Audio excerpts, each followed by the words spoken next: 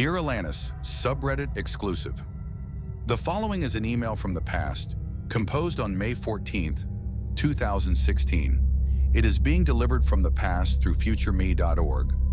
It has been a month since I sent that first email to myself, and a little over 2 weeks since you injected the lethal concentrate into my brain, thus ending my life and destroying all hopes of my employers ever completing the human weapon project with my help. I have been meticulous in outlining my own future steps while planning my delayed execution, but I am drawing blanks as I try to imagine where you are now, how you are feeling. Betrayed, confused, slighted. This letter is my attempt to explain why it had to happen now, this way. What it doesn't contain is an apology for ending my life. I can never beg your forgiveness for that which is justly right, even if you fail to see it right now.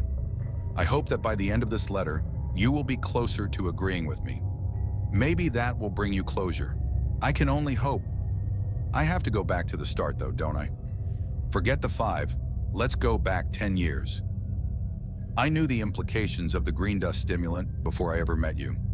I had no reason to leave the lab most nights, so I stayed and worked. No social life to speak of, so the weekends belonged to my job as well. I was young, driven, cutthroat. Academia itself could only box me in. I sound like a rambling old man, like a cartoon depiction of a mad scientist. It wasn't like that. Well, maybe a little. Men in black suits approached me on campus, wanting to know what I'd been working on in my spare time. Proud, dim-witted fool that I was, I told them exactly what I thought I could do. Back then I called it the temporary cure, a stimulant that could battle most physical ailments. Give the dying one last shot at a proper goodbye without wheelchairs or oxygen tanks. Give sick kids a fighting chance through chemotherapy. Give the blind eyes, the deaf ears. I wanted to change the face of medicine. I had barely considered the effects my drug would have on a healthy body. The men in suits set my head straight that very first day. Through a thinly veiled interrogation, they got me to admit that, in theory, my stimulant would act like the ultimate steroid, heightening every sense, inflating every muscle. Were they military, private sector? No one ever told me more than I needed to know. My onboarding was atypical, with little paperwork and a lot of bodyguards that appeared in my life. By the time we met, there were no records of my research in any public or private libraries in the world. You knew I worked in a lab on campus, but you were never told in which building, on what floor. I was a man of mystery, but maybe too much. People knew my work was big, serious. I had always been socially awkward, but at that point I had become entirely unapproachable. Still, somehow, we collided. Your physical beauty was undeniable, is true, but it was not what first caught my eye. It was late on a Friday evening, and the labs were deserted. I needed to take a walk to clear my head. Animal testing was not going well, and I was already starting to see how much carnage would follow my completing the project. You were propped up on a window ledge of a hallway on the 4th floor. There were 3 empty coffee cups stacked on the floor. You gripped the hair at your temples with both hands, eyes running aggressively over the pages of a textbook that you held up with your knees. You were mumbling passages under your breath, oblivious to the world around you. You looked mad, frazzled, eyes rimmed black from lack of sleep. All this on a Friday night, months away from exams. I could barely contain my awe of you, Alanis. For the first time, I felt like I had caught a glimpse of an equal. You never even noticed me that night, and I never told you about it. I introduced myself a week later at a fundraiser, where you wore a gorgeous silk gown that drew every eye in the room to the cut of your back. It was that contrast in you, that contradiction, it sent me flying. Everything I was, everything I had done, it all became questionable, shameful. I wanted you to know the temporary cure. Colin, not the human weapon Colin. Though of course this was impossible. That Colin only ever existed in obscure theoretical papers, which my employers destroyed the moment they started financing my research. Why am I bringing all this up now? Because meeting you, Alanis, changed everything. I had enough foresight to see where my research could lead, and for the first time in my life, I cared about someone other than myself, something other than my research. You poured watercolor on the blank pages of my life. I wanted a different world to live in, with you. A year after our first date, I resolved to have full control over the green dust stimulant. Whether it meant exposing the operation, destroying the research, I couldn't know. Not then. I faked severe anxiety attacks and demanded to be allowed to work alone without any lab assistance. I did everything I could to make my work erratic, spontaneous, difficult to follow.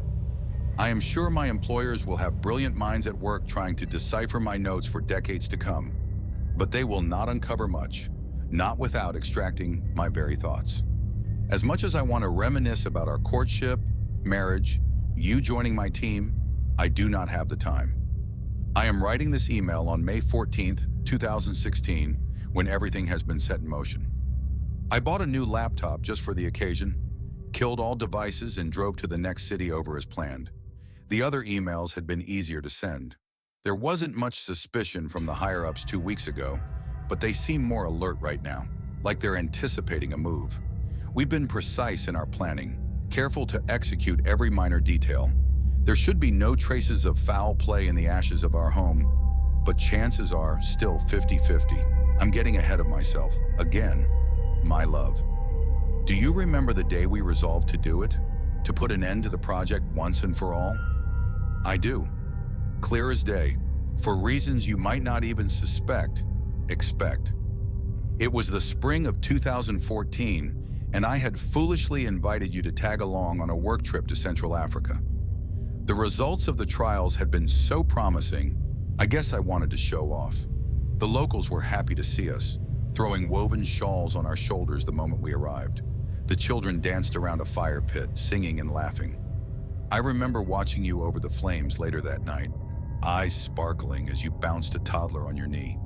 There were young girls on either side of you, running their fingers through the length of your wavy auburn hair. My heart clenched as I allowed myself to indulge in glimpses of an alternate reality for a few seconds. One where we were a normal couple, with normal jobs, maybe even kids. The Kiksalminaria tribe regarded us as saviors. They served our entire team a giant fish from the nearby lake. To them, this was a huge sacrifice. The land was barren, the droughts growing more severe each year. Yet this particular tribe refused to move. We had an interpreter that could loosely understand some of what they said. He was one of the leading specialists on Khoisan languages. But the tribe was so secluded, their dialect had become a living remnant of the archaic. As far as he could tell, they were religious about the land they were born to, the soil beneath their feet. They would sooner die than leave their home behind. I wasn't privy to the selection process. My employers found test subjects without consulting me. I came up with stories to lull the guilt. For the Kshalminaria tribe, I told you and myself that they were selected due to their unfortunate circumstances. The drug could help the men go further, hunt faster. The older members would be able to do more at the base, help the women rear the children. It could revolutionize their lives, and I believe were my exact words. Of course, in reality, they were chosen for their obscurity. They were a tiny, isolated group of people that had never ventured further than their plot of sub-Saharan land, a blank spot on the map of the world. Still, I wanted to help them. I really, really did. Darling, you know all this, or you think you do, so forgive me the refresher. It serves a purpose. The next paragraph contains that which you don't know, what my tongue could never twist to tell you, that which is despicable, inexcusable, and entirely my fault. We had been together for 3 years at that point. It had taken 2 of them to perfect the stimulant in secret.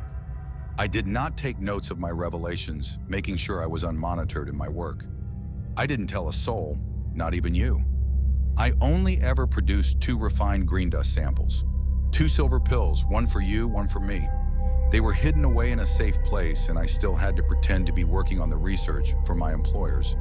Still, I was going to recreate the correct formula for the human testing phase.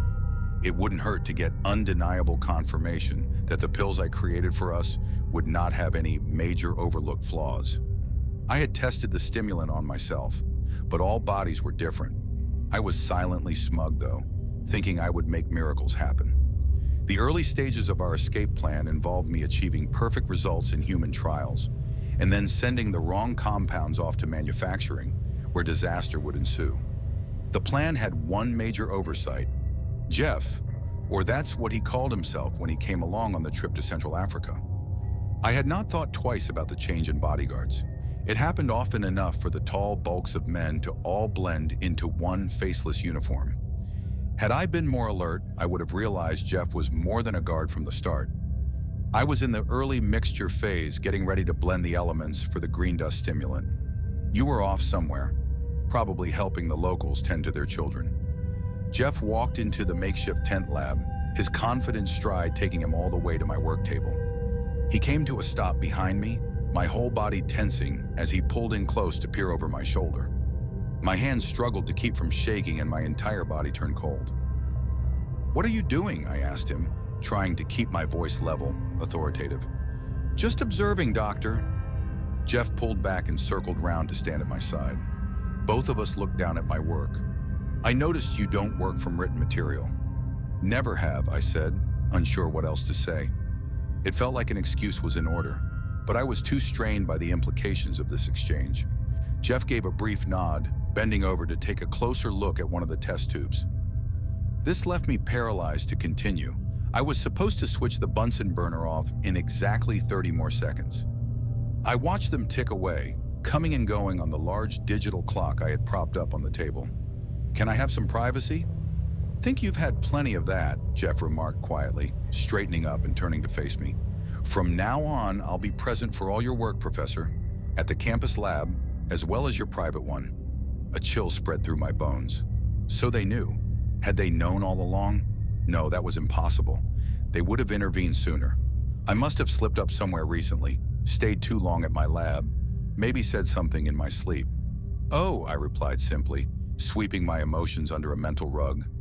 I straightened my shoulders and turned off the Bunsen burner. A whole minute late.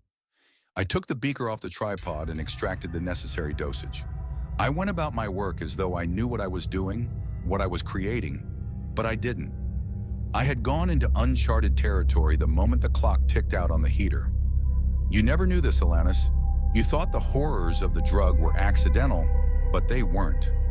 I had intentionally botched the stimulant so as to avoid Jeff learning the correct formula. My mind reeled, trying to find excuses to put off the testing phase, but Jeff was well versed on the outline I'd sent to my employers. As much as I kept my thoughts off paper, the trials were well outlined and structured. It was necessary to test the drug within 30 minutes of production, since as far as my employers were concerned, it had not yet been refined for delayed use. Jeff left the tent for only a minute, coming back with 3 Kiak Salminaria youths. The young men wore nothing but loincloths, their emaciated bodies on full display. My morality compass tried to assess how long they'd have to live had we not intervened. Deciding starvation would have taken them in months. Perhaps I was doing them a mercy. I was fairly certain the botched stimulant would result in instant paralysis, wherein the toxins from the overheated compound would paralyze their bodies, rendering their lungs useless. If only. Alanis, you entered the tent minutes after we finished administering the injections?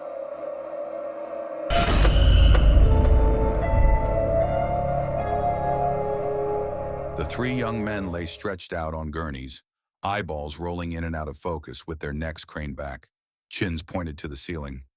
It wasn't long before the first test subject started shaking violently, saliva running down the sides of his face as he foamed at the mouth. A lump formed in my throat as I watched the results of my work. Seizures were not beyond the realm of possibility, but this was something more. The subject's body movements were jagged, precise. The other 2 young men started seizing, while the flesh on the first subject's arms and legs stretched to accommodate the growing bones, which began curling like unattended toenails. All 3 young men's eyes rolled back in their head, revealing pure red where eye whites should be.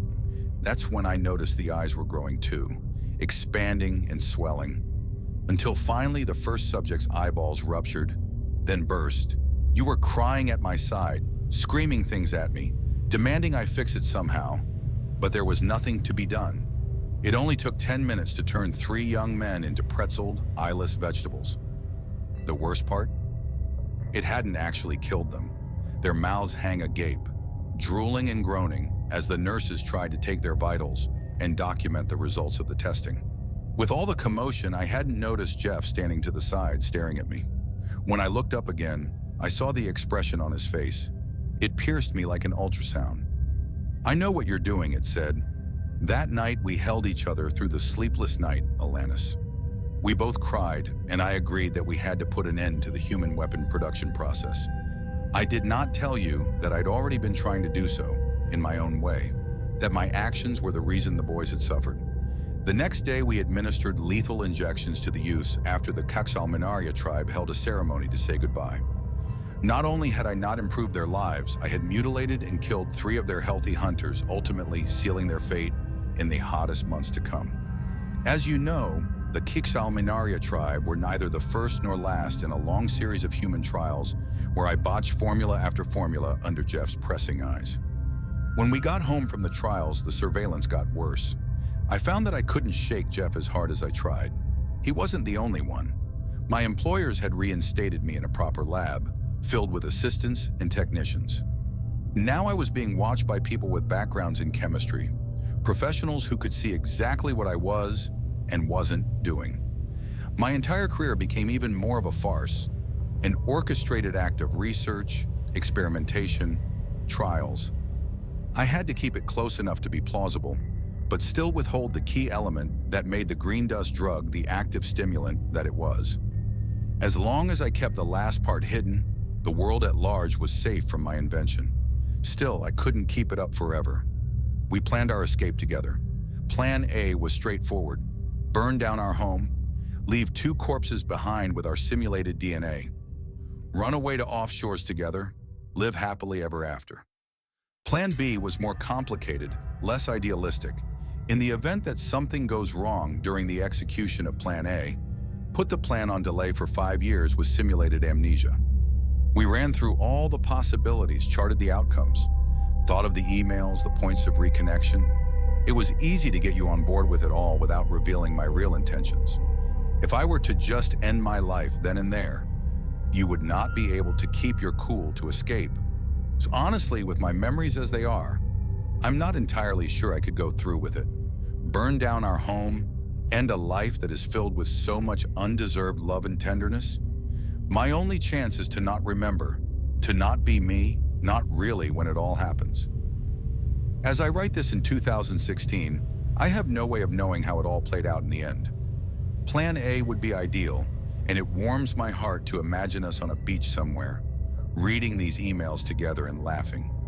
You worked up in a huff over the fact that I actually wanted to leave you alone. Alas, something tells me it will not be so, not least of all because I don't deserve it. What I can hope for is that the 5-year delay period drained my employer's budget significantly, that my research was hard to follow and impossible to reproduce, that the results of the botched trials will discourage them from spending any more time on this project. I dream of destroying all those that had a hand in the human weapon project, the ugly, volatile mess of death and deceit. I hope Jeff is still around, and that we take him down together. Alanis, I am hoping that you found a way to build a life without me, that letting go of someone who hasn't been around in 5 years is easier, that knowing the man you once loved is no longer there is merely a physical shell of his past self. You now know the entire truth behind the awful things I've done, and will hopefully see the universal justice of my actions. And selfishly, I'm hoping that I go out with a bang, that I fly high on the drug I created, cultivated. Let me have both sides of the coin, the thrill of the perfected sample and the horror of the botched concentrate. And above all, let it all die with me. Love, Colin.